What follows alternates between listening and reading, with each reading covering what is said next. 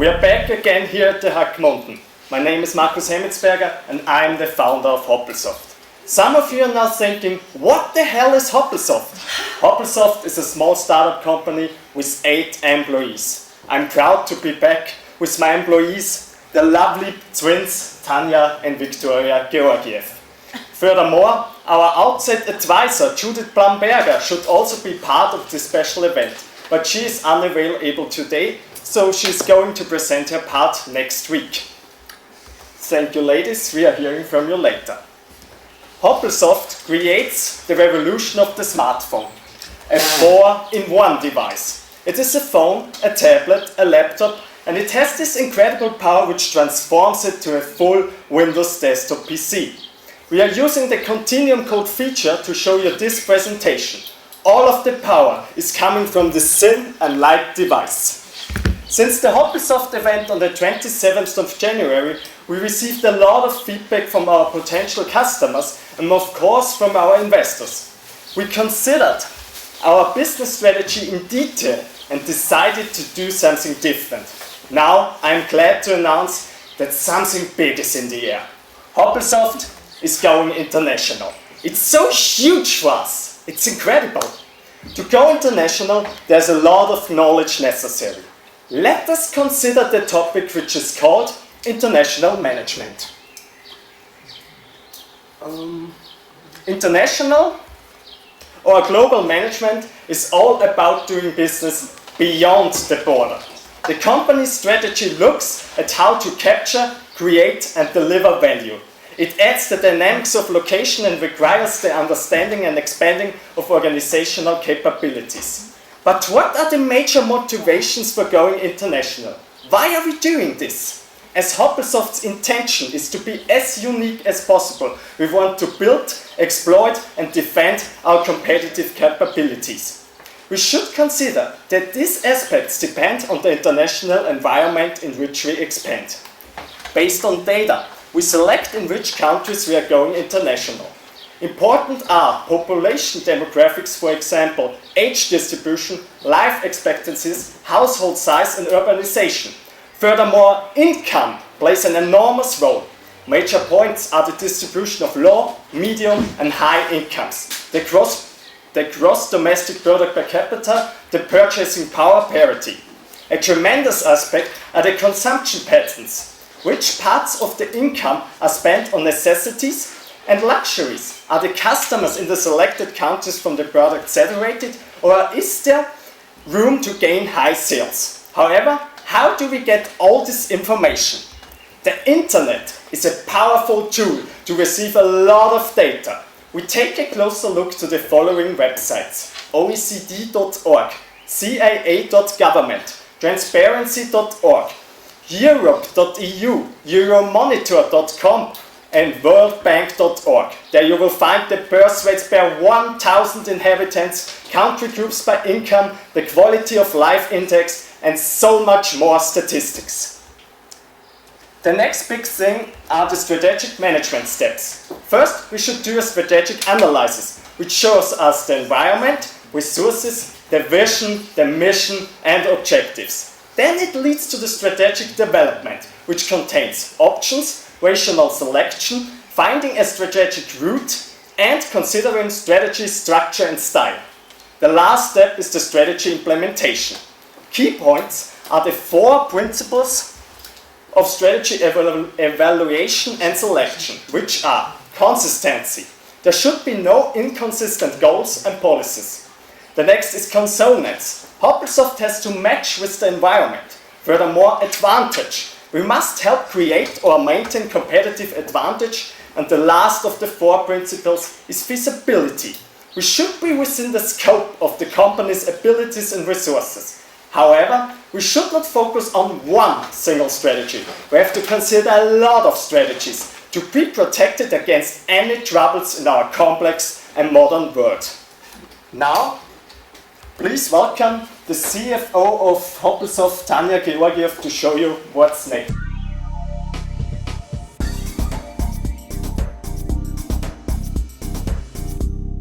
Thank you, Markus. Now I would like to talk about the choice of products and markets, the mode of entry, the speed of global expansion, and the environments of competitiveness. Let's start with the choice of products. We can globalize the entire portfolio simultaneously or only a part of our product lines. As we are just selling the Hoppel one, the Hoppelsoft extender and the Hoppelsoft dock, we can simply globalize with the entire portfolio. But bigger companies can look on their number of sales and only push the most lucrative product lines global. This maximizes the returns while minimizing the risks. If we think about global expansion, we should develop 3 types of capacities. First, we have to learn about foreign markets. Second, we must know how to manage people on foreign locations. And third, we should learn how to manage foreign subsidiaries. The next part is the mode of entry. There are 2 types of mode of entries, local production and the alliance-based mode. We have to consider that the choice once made is difficult to change and also costly. The question is now, when is reliance on local production better suited? This is when the local market is larger than the minimum efficient scale of production. For example, we are entering in the US market by acquiring a local production base instead of exporting parts from Japan. When the need for local product customization of products design is high, and if local content requirements are strong, for example, a car manufacturer who relies on a local production in big markets. Moreover, the second question is when are alliance-based modes better suited?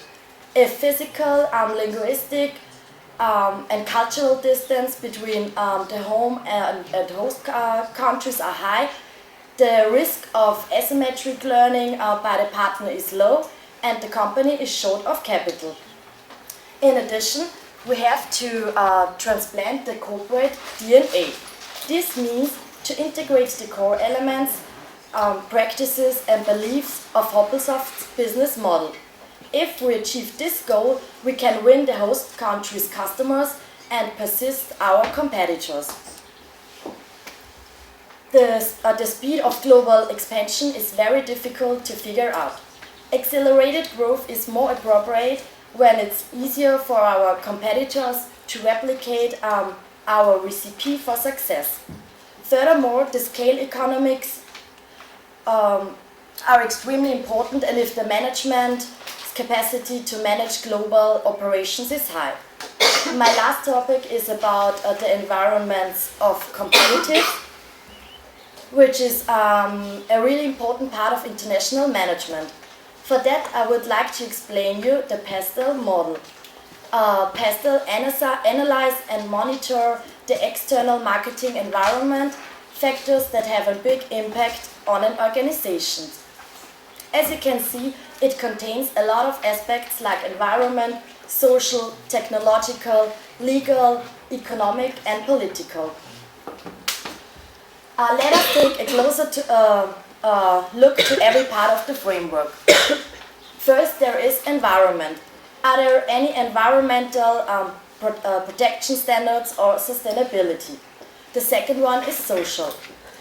What kind of human resources are available, like expenditures on education and entrepreneurship, knowledge creation and experience transfers on all levels. For example, engineers, workers, entrepreneurs and also managers. The next part is technology. Are there any expenditures on science and innovation, creation of technological clusters, competence centers and facilitators to transfer basic R&D into marketable products? The next one is the legal aspect. What are legal systems? There is common law, civil law, theocratic law or customary law. However, the systems affect contract law, property rights like patents, copyrights or trademarks. Then there is product safety and liability, anti-corruption and anti-discrimination. The next one is the economic aspect. What are economic systems? A market economy, a common economy, or a mixed economy? Furthermore, a look at the market forces is necessary. Is there competition or protectionism? Moreover, we should look at the indicators of macroeconomic activity like GNI or GDP.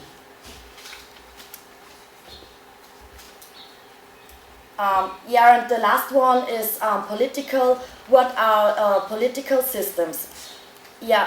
Socialism or individualism. The next question is democracy or totalitarianism. Or you have to question yourself if there are any political risks, or how does the policy influence the industry, and are there trade policies or subsidiaries or also public investments. And with that I would like to welcome our CRM Victoria Georgiev, and she will explain you the aspects of managing cultures in detail.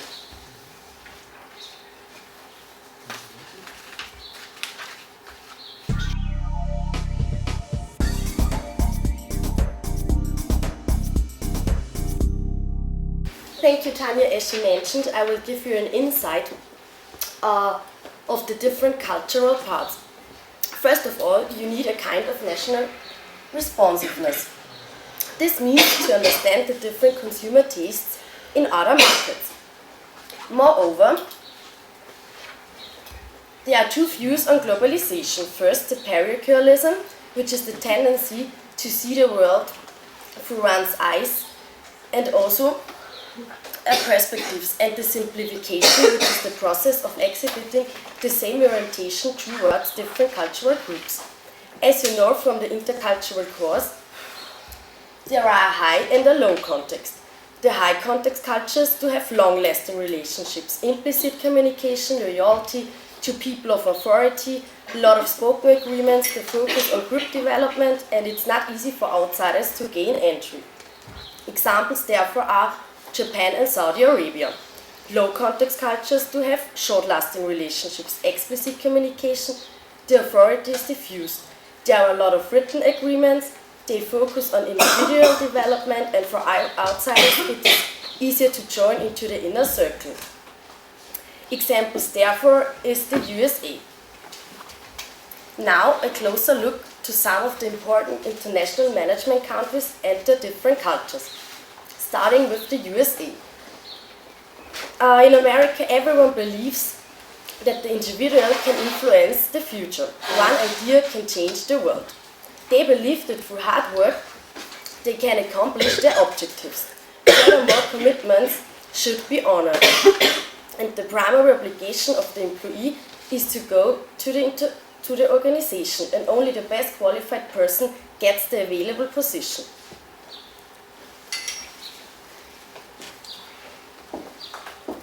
A very important economy is China.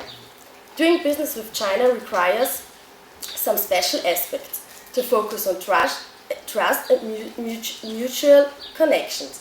Every meeting begins with some kind of small talk. The host of the meeting indicates the start and the beginning and the end. Moreover, they are making an action plan, moreover, they are very slow in making an action plan. But if the plan is finished, they stick on the decisions once made. Furthermore, negotiations are often carried out through intermediaries to reduce the risk of losing face. Doing business in India is also very meaningful because this is a huge growing economy.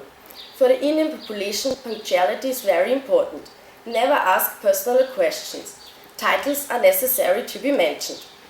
Do not show public displays of affection. If you are eating or accepting something, never use your right hand. Use your left hand. because their left hand is considered as unclean. And the namaste gesture is used to make greetings and bargaining for goods and services. Now let me talk about Russia. You have to keep personal relationships with Russia, as with the business partners, and also the use of local consultants is recommended. Always be patient and do not stress your opponent. Furthermore, face-to-face communication is expected. Financial stuff should always be personal kept, and yes, they just want to hear this in Russia. Very different is business in Arab countries, because they are very traditional. Never display feelings of superiority, otherwise this is your death sentence in doing business. Some efforts to sidestep red tape can be regarded as disrespect for legal and government institutions. Avoid this. Connections are extremely important for them, and patience is critical to business transactions. The last country I have chosen is France. In Europe and in every single country, the culture is very different, and they are dealing different in Europe. In France, use a quick handshake with some pressure in the grid. Punctuality is also very important in France. During eating, small talk is accepted, but personal questions and the subject of money should be never brought up. Last point, great importance is placed on neatness and taste. As you can see, every country needs knowledge how to deal with business partners and with their customers. You need special trained employees who are in charge of foreign countries and are able also to deal with all these differences. With that, I'd like to introduce our CEO, Markus Hemmetsberger, again out on stage.